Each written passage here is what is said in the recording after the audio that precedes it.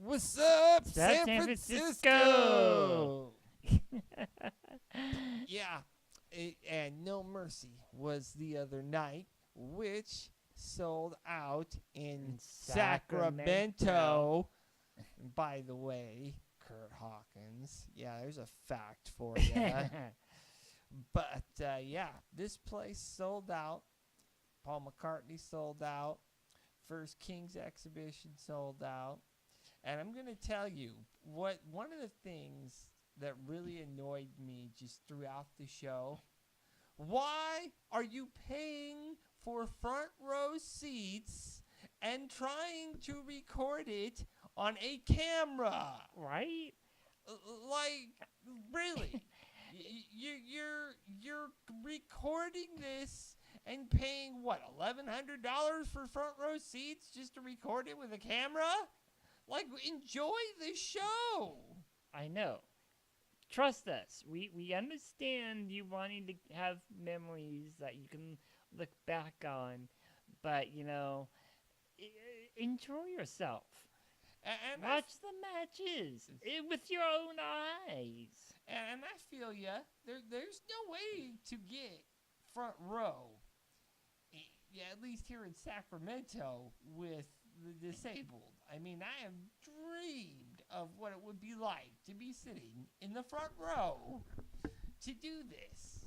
And you don't waste your shot at a front row seat, especially for a pay-per-view, where they started it out with the main event and taint it with a camera or your phone. Yeah. Go ahead. Speaking of which, this was a very backwards night, and I guess considering all things Randy Orton and Wyatt, it would be, I guess you could call a Wyatt night. Yeah, it was quite a Wyatt night, but that we'll get to that in a minute. Yeah. I'll be honest with you though, I really did think it was a backwards ordered Pay-per-view. The matches, they put the best one first, and they ordered it backwards, in my opinion, because Orton and Wyatt should have been first. It should have been the first match because it was slow, it was sloppy, it could have had much better storytelling leading up to it. It was very plotting. It was like the match was being done in mud, because like every 6 seconds someone was like posing, or someone was just standing there not doing anything. It looked like they didn't know how to wrestle each other, to be honest.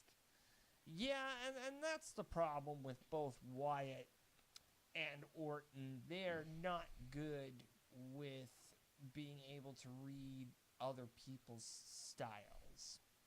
And that is a big problem if these two are going to continue feuding, is the styles and getting used to each other's styles and how long that is going to take. I hope that, this feud goes somewhere. I was disappointed that Bray Wyatt got a win off of Luke Harper showing up out of nowhere. Like, that's supposed to be the big surprise at the end of the pay-per-view. Yeah, who cares about Luke Harper? Ooh, I'm Luke Harper. And we care because? So anyways, we should probably get back to the beginning of the pay-per-view. No. Oh. We're doing this in order of the way it should be done. Okay, we are doing a Wyatt-style podcast today. Yeah, this ain't backwards.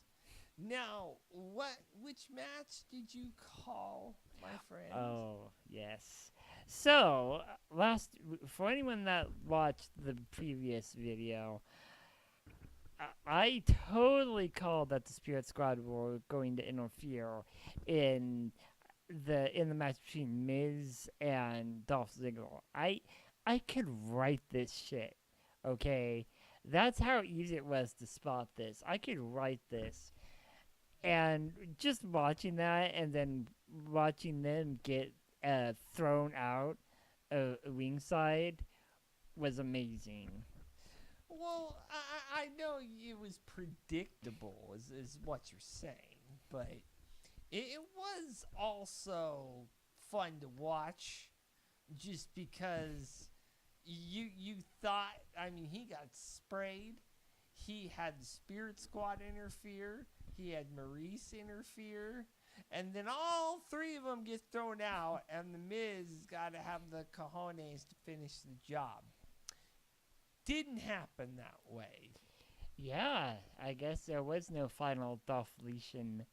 Yeah, yeah, and we saw Dolph Ziggler win with a zigzag, and it was a great match overall. I think that there was not too much contrast in styles, because these two guys have wrestled each other more times than I can remember in the last 11 years. Plus, they're both equally good wrestlers. Well, yeah, a lot of these guys have taught a lot of people.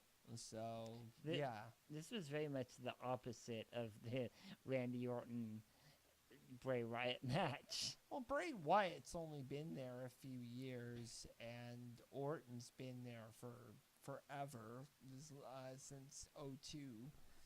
So you gotta know that match is gonna take a few times to get the kinks out of it. You're not gonna get perfection out of it from the beginning.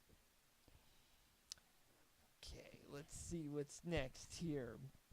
We had the 8-man tag team match. That was at the beginning, but yeah, the match between the Hype Bros with who they teamed up with again? Hello, American Alpha. Yeah, the American Alpha versus the Usos. And no, wait, not the Usos. Wasn't the Usos? Usos were going for That's the right, titles. Vaudevillains And the Ascension. That's it. I'm thinking ahead to the tag match. Sorry. Yeah, my brother is got scrambled eggs or something for brains. But Yeah, my brain is in riot mode right now. It's upside down. yeah, might as well be. But yeah, that match though was a great match. A lot of nifty barrel rolls from Rowling. Who's so hyped? Who's not hyped?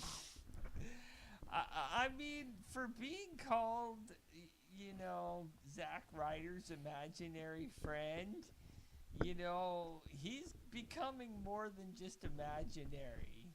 Guy's just downright goofy. He's funny, and that team is funny, and I love the little niches that each of these guys have in the tag team division. Yeah. Because you've got your USA All the Way team with American Alpha. You got your Broski team with the Hype Bros. You've got your semi-gothic kind of team with the Ascension. And then you have your old school mustache trolling villain like team with the Vaudevillains. And now you've got your ghetto drug dealer looking guys with the Usos. Oh no, the Usos who decided to start looking like old school Mexican gangsters or something. And then you've got your white trailer trash with what I have to say is the funniest tag team and your champs, by the way. The Rhino and Heath Slater. Rhino, and look, before we get to that match, the 8-man tag team match, I have to give props to all the tag teams because they hit their spots so well. Yeah, they all did amazing jobs in that match. That match was not slow. It was not boring. It was not. It was absolutely. It was a breathtaking match for being a pre-show match. I mean, you're putting this on the pre-show because why? Like you couldn't. I mean, seeing as Harley Quinn wasn't going to get her title match anyway, you couldn't have just relegated that to the pre-show. Yeah, and that was. Well, we'll get to that in a moment. But yeah, as for the 8-man tag match, it really was one of the highlights of the night, especially with those funky dance moves that Rowling. Oh my god. I'm still remembering Hammer Time. Yeah, those guys are crazy. All right, let's get to the tag team title match before we get stuck on, Zack Ryder's imaginary friend. Daryl Rawlings. Anyway, so you've got Ghetto Uso versus the Heath Slater and Rhino. Beauty and the Man Beast, as they're calling it. I liked the match. It was not slow. It was done well because it was about the Usos trying to beat up Rhino and underestimating Heath Slater. Which everybody seems to do. Well, Heath Slater, I have to say, Slater is just looks so much better than he used to. He's been doing a lot of great ring work lately. And his in-ring work is now equal to what he adds on the mic, which is going to make him very valuable, I think, to SmackDown ratings in the, when things... And that seemed to be what WWE was sort of looking for, because if you think about it, I mean, Rhino is just one of those people that you put him in a tag team to raise someone else up. And, it worked this time. I think Heath Slater didn't get a whole lot of... How do I put this? He wasn't commanding a whole lot of respect until now. Because the whole 3MB thing didn't pan out.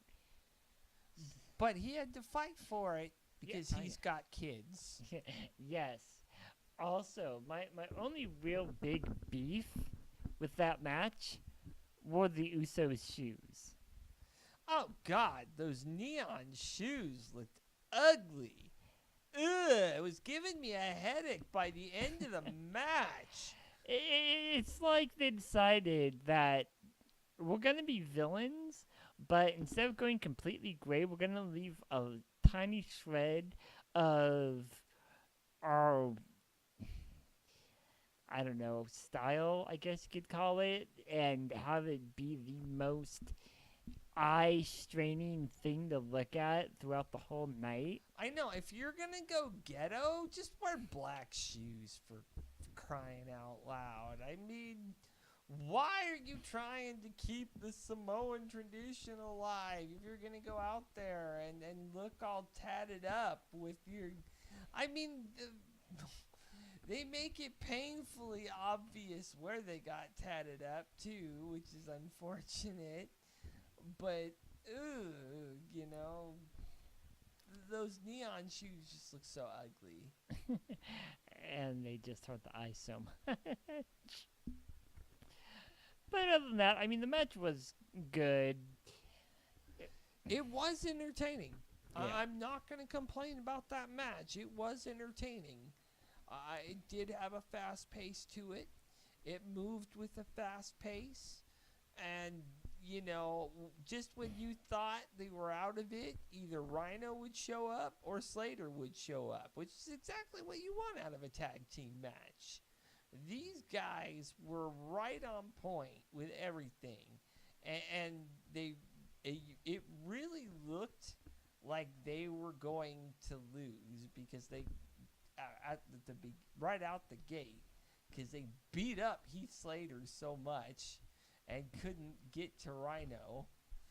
And then, boom, Rhino gets in there and everybody gets gored. Yeah, it was fun. That was hilarious. Now, the next match I'd like to give a minute to is Swagger and Corbin. That, I was shocked. I will admit, I didn't expect anything from that match, and it actually turned out good. It was not a bad match in my mind. Yeah, I have very low expectations when I see Corbin in the ring. Very low. Corbin sucks, okay? And then that's not just a chant, it's a lifestyle. But I'll be honest, Swagger went in there and they both made each other look good, which is something they both needed because Swagger's been forgotten and Corbin is getting there because people have just stopped caring. And he needs to get that heat that he had at the beginning of the year when he won the Andre Memorial Battle Royal back at WrestleMania, because he's losing that steam now. And I think he needs to get it back. And a nice little back and forth with Jack Swagger is perfect.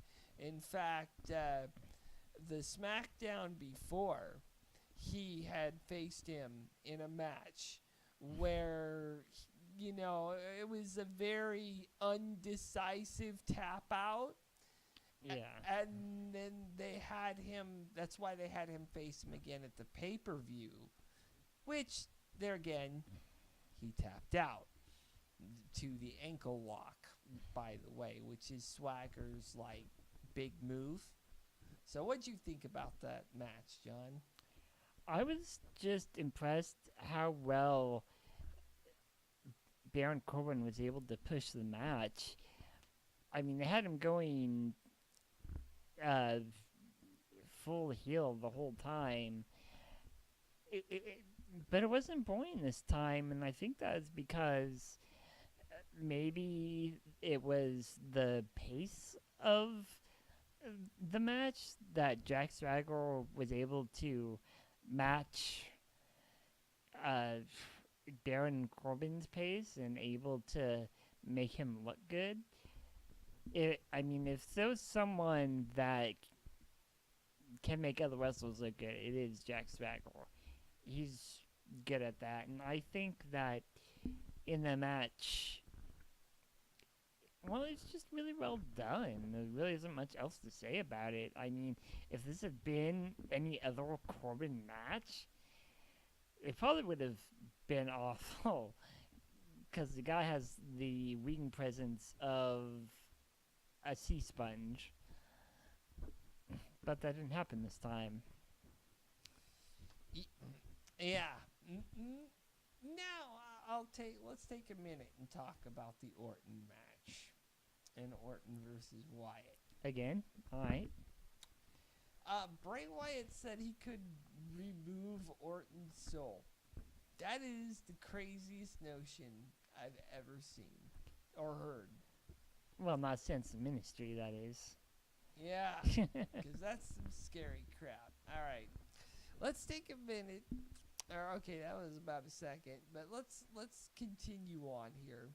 Talk about Carmella and Nikki Bella. That match definitely exceeded my expectations too, because Carmella's kind of a noob coming out of the gates. She never won the NXT Women's titles, so she was there for a while. And while she was there, she was mainly with Enzo and Big Cass. But after the draft, they got split up. So, you know, she's kind of, you know, she's coming into her own. She also got thrown into the deep end after the draft. But that match was definitely good. And there were definitely some spots that were pretty good. I mean, although Unfortunately, one of the problems I had is that they talked to Nikki Bella before the match, and all she wanted to do was plug Total Bellas. As I have said before, why are you plugging your programs over and over and over and Over. again on here? If we want to watch your program, we will watch your program. Have the respect like guys like Shawn Michaels and not plug your program on WWE TV because no one cares. End of discussion. Anyway, getting back to the match. I almost thought Carmella was going to win there for a minute because of that neck lock she had her in. Yeah. She had her head wrapped around both of her neck and kind of in like a triangle lock. Yeah. What it looked like, and she looked like she was in the middle of the ring, so she had nowhere to go. But she pulled out of it though. She was. She did, and she won the match. But it was close. It was very close. I think it made Carmella look very good, especially against an established talent like Nikki Bella. So I think they should be very proud of what they pulled off in the ring, considering I don't think anyone had any high expectations of that match.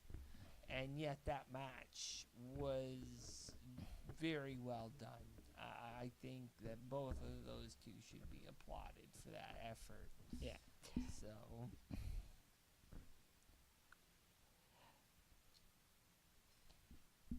Next, I would say we save the best for last. All right. Well, in that case, then let's move on to the. No, I mean we go to the title match because I don't think there's any other matches. The Alexa Bliss match. Ah, yes, Alexa Bliss. Who is supposed to face. Go ahead. Who was it again? Well, she was supposed to fight for the women's title. Yeah. And it was supposed to be against Becky Lynch. Right, yeah. And that didn't happen because Becky Lynch had quote-unquote medical problems that stemmed from outside of the ring. So, I don't know, what did she do, get the flu or something? It could be any number of reasons, but unfortunately, because of that, it seemed like... K-Fab. it seemed like a very quickly put together match for Alexa Bliss. Which was against... Naomi? Yeah, it was Naomi. It was Miss Glowstick. Yeah, which is fine, but the match felt like it ended really short. It was a very short match. Which... It was more about showing off Naomi. I think Naomi got a few good spots in during the match, and you know, I give props to SmackDown for trying to make their women's division, since they only have 6 women, like the SmackDown 6 that used to be in the men's division. But I think Naomi, Alexa Bliss, and Carmella have a ways to go before they reach where people like Nikki Bella and the others are at, which of course I would be forgetting the champ. The champ, Becky Lynch? Yeah, Becky Lynch is also another one of those people. Or for looking at the women's division as a whole. like Charlotte, like That's Raw. I said if we're looking at the women's division as a whole. That they can't be looked at that Well, no, way. I'm just saying. Anyways, But as far as SmackDown goes, you know, it is very. It's women's division. It's getting there. yeah, it is. I think that Alexa Bliss with a little bit of work will get there. Naomi with a little bit of work will get there. I think everyone else there, and Carmella, I think showed off a lot of great things tonight, and I think that's a big part of it. So Okay. a big So let's move on now to the title match. the WWE title match. Wow is the only word I have for that match. Now, the weird part about this match is they made it the first match. Before I even get into the winners, I'm going to say something. Do not ever make your main title match, the first match. Or even if you are going to do that, you need at least some sort of title match as your end match. Because putting Bray Wyatt and Randy Orton as your last match, Boo! yeah, let's just say that didn't work out so well. Except for the people with the cameras in the front row who were just taping it all anyway. But honestly, But the beginning of the night was the best part because it had the best match, which was the title match, which surprisingly, even Cena was able to keep up with Styles and Ambrose. oh my gosh, yeah. First of all, Cena being as old as he is and as injury riddled as he is, props to Cena. Dude can move. Yeah, I mean that dude tried double AA'd. You know, two guys on his back, just potato sacks throws him. Then then there was the power bomb, lateral press or whatever the hell that was. The three-way. Yeah, there were a lot of three-ways. Freaking suplex. Yeah, it was insane. The moves they were pulling off were incredible. And if you have the network, you should watch that match. Yeah, Cena pulled off this incredible, flip powerbomb thing. If anyone's ever watched Suicide Wrestle, it was basically his finisher. Yeah, it was crazy. I mean, Cena did come with new material to the match. I don't mean mic material. I mean material as in things that he's never done before in the ring. Which props to Cena for doing that because it makes the match more entertaining. Also, we can't forget about the elephant in the room. Which one, AJ Styles or Dean Ambrose? I'm talking about the fact that Cena lost. Yay! Cena lost! In Sacramento, and he did not get his 16th time title. Yay! At Sacramento, at least. We broke all the hearts of the 8-year-olds in the building. Yay!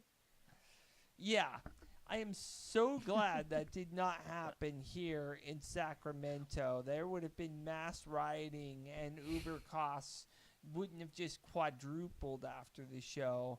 They would have quintupled. So, because there would have been mass rioting, it would have been like the Purge, bro.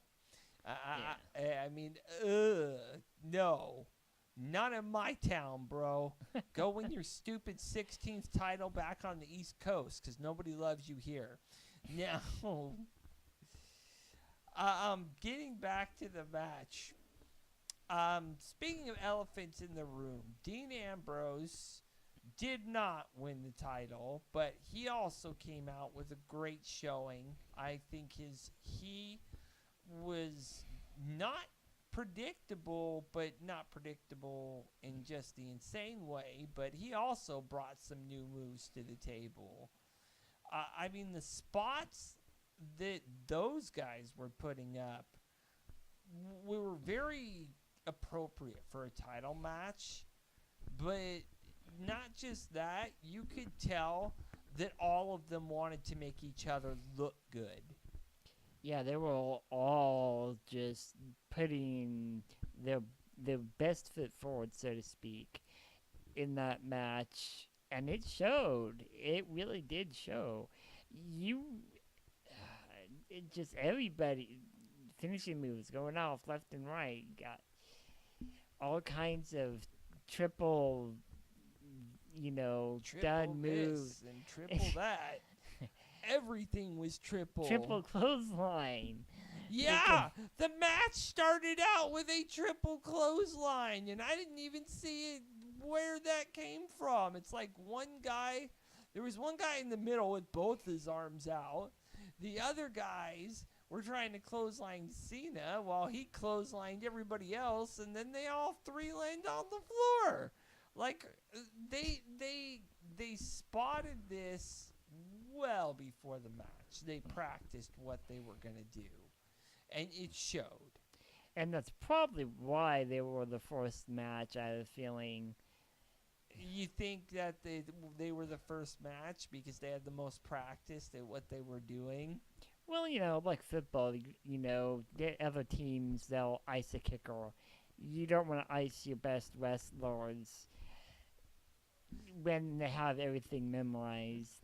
True, but you always save the best for last, especially when it comes to wrestling. This would have closed out the show, and this made the show a success regardless, in my opinion. Yeah. It sold out Sacramento, not San Francisco. Friggin' Kurt Hawkins. I wish everybody would have just started throwing their food and crap into the ring ECW style when he said, "Hello, San Francisco." One of these days, he's going to go into an arena, he's going to say the wrong name, and they are going to throw stuff at him. Can you imagine if he's going to go in there and call Goldberg Ryback and then get the shit speared out of him?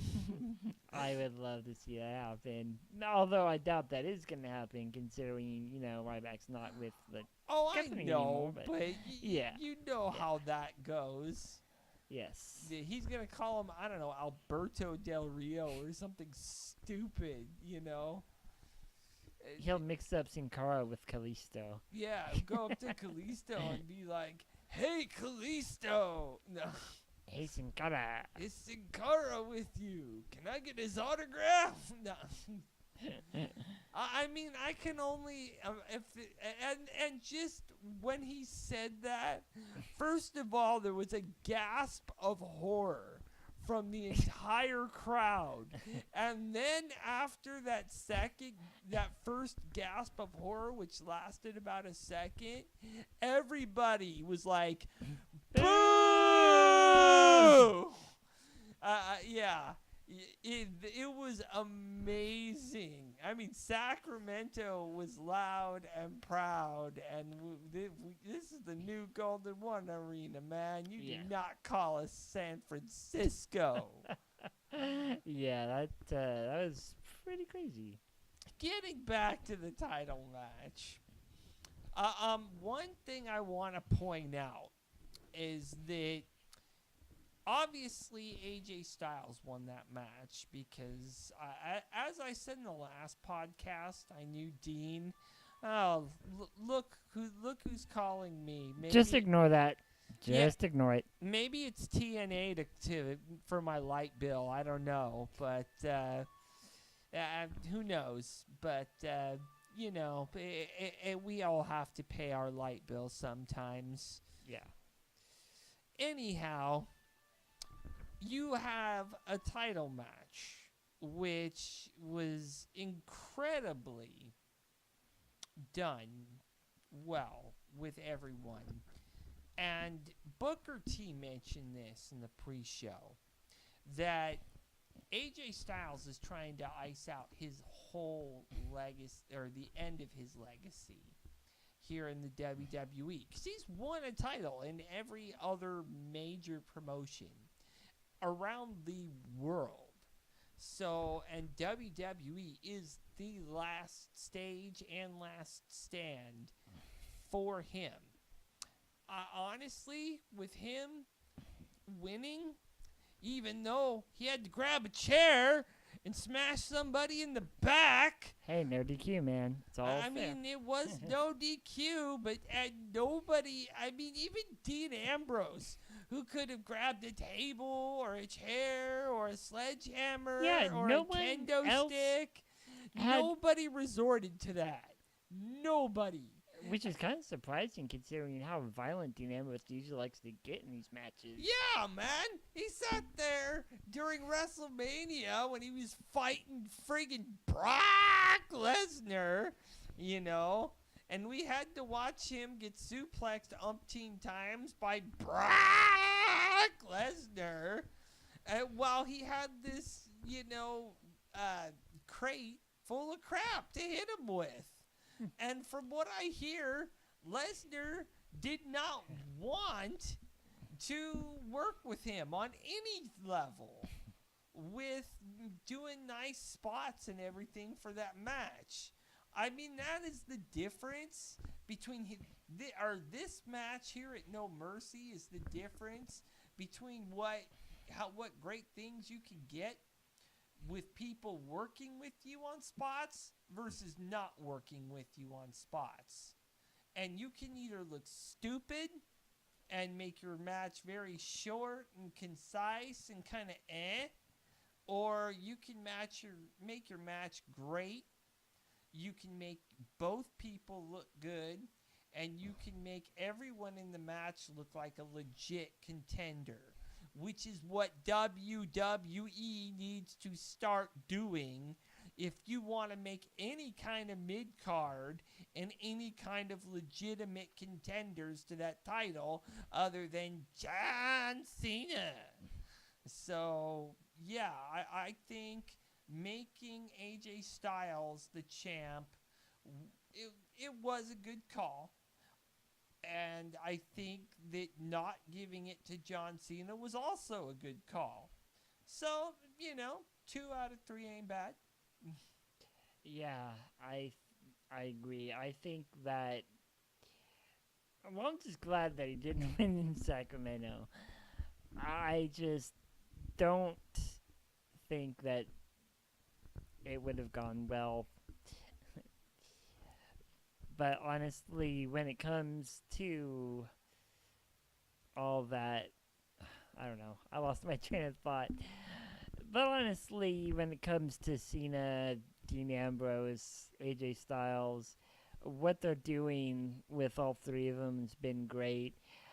They've really been kind of treating Cena as sort of the demi-heel in a certain way. I keep thinking about the way they talk smack about him on SmackDown before the match. Oh, yeah, that's SmackDown before No Mercy. I mean, they had the 3 of them in the ring, and we saw that, and they were just like, AJ Styles was like, shut up! He's like, shut up! Because I know what you're going to say. And then Dean Ambrose did the exact same thing. And then Cena was like, screw this, I'm just going to beat the crap out of you. Yeah, talk is cheap. Yeah, is that what he actually said? Yeah, what he said was talk is cheap. And because AJ Styles had said that he's nowhere near the level of Ric Flair, which we already discussed. We also think he's not in the same level as Ric Flair.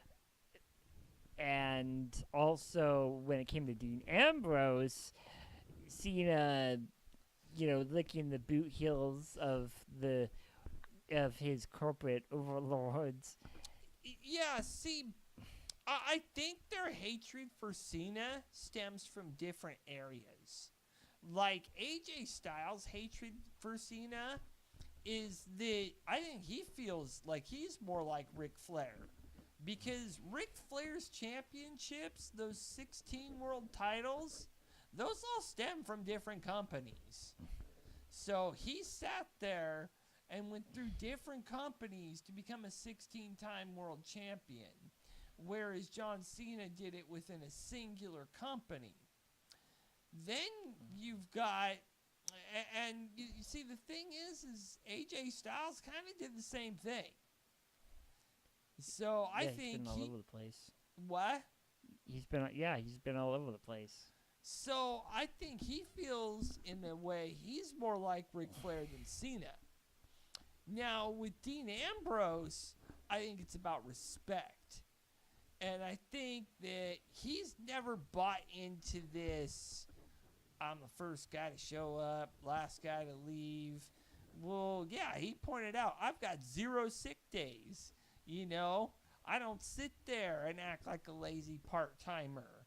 And ever since he's been in NXT, FCW, you know, he's done nothing but do great, show up every night. He's never had an excuse for anything. The only time I think he's ever missed was with an injury. So, yeah. I think that... Well, no one at this point is gonna doubt Dean Ambrose's skills and stamina at this point. Same thing with any of them. Well, yeah, Dean Ambrose has been to war with AJ Styles and John Cena. He's been to war with, you know, Bray Wyatt. He's been to war with Brock Lesnar. He's been to war with Seth Rollins. So we know what he is capable of. And you know, AJ Styles, he's been to war with Chris Jericho. He's been to war with Roman Reigns. He's been to war with John Cena. So I really think that in terms of SmackDown, you have 3 talents right there that should and always should be in the title picture. Because all 3 of those guys are legit for being great title props. What do you think? All 3 of them are worthy of titles. All 3 of them could go on to win any title and make a huge waves in WWE. I love the idea of AJ Styles being champion right now because he's so charismatic. He's the face that runs the place, the champ that runs the camp, the schmo that runs the show. The schmo that runs the show. Oh, man. You ought to make that viral on Twitter, dude. He's Hashtag schmo that runs the show. He's great. He's just amazing, and I'm glad that he right now is the champion. I would have been okay with Dean Ambrose as well, but I mean, what can you do? So yeah, I have a feeling they're still planning on bouncing the title around a bit more, but Cena will still get there with his 16th and probably 17th title win because he's still got a lot of mileage in him. Yeah, and we don't know what's going to happen at the Rumble. I mean, there's the stakes at the Rumble this year are so much higher because they're separate brands now. So you're either going to win a title or you're not going to win anything at all. And that's always sort of been the stakes with the Rumble. But now with separate companies, you know, there's only 2, maybe 3 titles if you're a tag team competitor that you can go for. So you can't go for the U.S. or the Intercontinental and the tag team or the WWE. It doesn't work that way anymore. So you have to prove yourself, through Hell in a Cell, Survivor Series, and the Rumble. Speaking of Hell in a Cell, I was just gonna mention that. we have seen Raw. There are two things we want to mention from Raw. First one, they are having the first ever women's Hell in a Cell match for the women's title, or the Raw women's title, which is what they're calling it now. And, this is going to be between Charlotte and Sasha Banks. This is gonna be, I guarantee you, if not match of the year, it's gonna be one of the top matches of the year. Yeah, as long as they don't have botch spots like they did at SummerSlam, it should be fine. But I worry about that just a little bit, and I also worry about the safety of the women doing a Hell in a Cell. I think at this point they've already. TLC might be a better choice. No. But no, I'll tell you this right now. This is exactly what the women's division needed in wrestling, because let's be honest, we've never had even remotely really any sort of hardcore type match with women's wrestlers, at least not in WWE.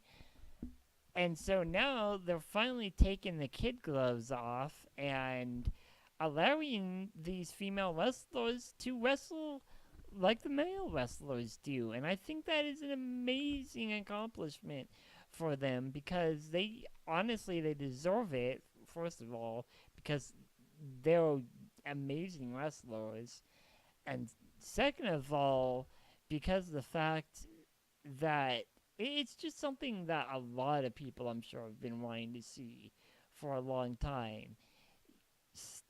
Stop having these women treated like children. They finally stopped doing the stupid little bra and panty matches. And the fuzzy dice on a pole matches. And all that stupid stuff. And it's going to be a real match. I mean, it's exciting. Okay. Question. Who spears who through the cage? Oh, please let Charlotte get speared through the cage. Because that spot always comes up in that match. So you really want... You I think that's the only spot that they will allow in that match. You think they'll go up to the top? No. Maybe, but I don't think that they will let him go through the cage. I don't know. I don't know. You think they'll set her up on the announce table and somebody jump off the top of the cage? Personally, however that match goes, I think it's going to be a great match. I hope they're going to do all those kinds of spots. I highly doubt they'll be allowed to, maybe. I don't know, because it really depends on how they want to go with the rating system, really. Yeah. I mean, women bleeding on pay-per-view, I mean, we've never had... Are we back in the Attitude Era? Well, even then, we never really had a match where women were, like, being busted open. Hey, that's UFC, baby. Right? Okay. Next thing I wanted to mention from Raw. Goldberg. Yes, for those who have watched Raw, Goldberg is going to come to Raw and challenge. I mean, we already know the match is going to get set up because, Paul Heyman wouldn't have... Okay, it started like this. The coach was interviewing Goldberg on ESPN. And he asked Goldberg if he could have a shot at anybody in WWE, who would he want? And he said, that he said that he'd like Brock Lesnar, but I'd have to do a lot of training. Then Paul Heyman, I believe it's the following Monday, walks into the ring and basically says challenge accepted. And he's like, anytime, any place, because there's only one blemish on Brock Lesnar's career, and that's Goldberg. So, I don't know whether this is going to be at Survivor Series or at the Rumble or at WrestleMania. I mean, it could be at any one of them, in all honesty. But it's going to happen. We just don't know when yet, but we will next week. It should prove to be an interesting match with probably a lot of suplexes. I hope not, man. I want to see a jackhammer and a shit ton of spears. Well, I'm sure we'll be seeing that too. I mean, both these guys still technically buff. Well, Brock Goldberg's Lesnar's kept himself in pretty good shape. Yeah. Of course, we don't know if... I mean, we haven't seen him in a match in how long? 12 years. Yeah, exactly. So we don't know if he's going to still be as decent as he was. Yeah. I don't want to see two guys, like, sitting there with their foreheads together, sweating. You know, one guy with diverticulitis that's old and turning purple, and another guy that just can't, he's not hyped because he's so old. I don't want to see that. Well, I don't want to see Hulk Hogan versus freaking The Rock, too. Because that's just not going to work for me in this type of matchup. What I want to see is people that are hyped and people that are ready to go and give like 60 spears and a ton of suplexes.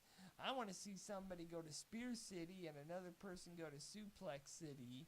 So, Brock Lesnar... he really tries to work his matches hard. I hope that he doesn't do that, and I hope that, he doesn't ask to win. Because from what I have heard, he consistently is like, well, give me the win or I'm going to walk. Yeah. Like, you know what? Grow up. Because people lose in pro wrestling. That's just the way creative works. There's no way to work a character that never loses. Do you know who learned that? Goldberg. So, you know what? Take a hit, take a jackhammer, lose like a man, have a rematch, do that at Royal Rumble, have a rematch at WrestleMania. Then you can have a WrestleMania moment and win, and people will actually start liking you again. Because up since... People like Brock Lesnar? Yeah, exactly. Brock Lesnar! Because people have just stopped caring. And that's the problem. People need to see him lose in order to care. A good character loses. And you cannot build character without losing. So, now that we're done, I'm John. You're Gary. I'm John. And this has been Two Bros Doing Shows. Top guys out.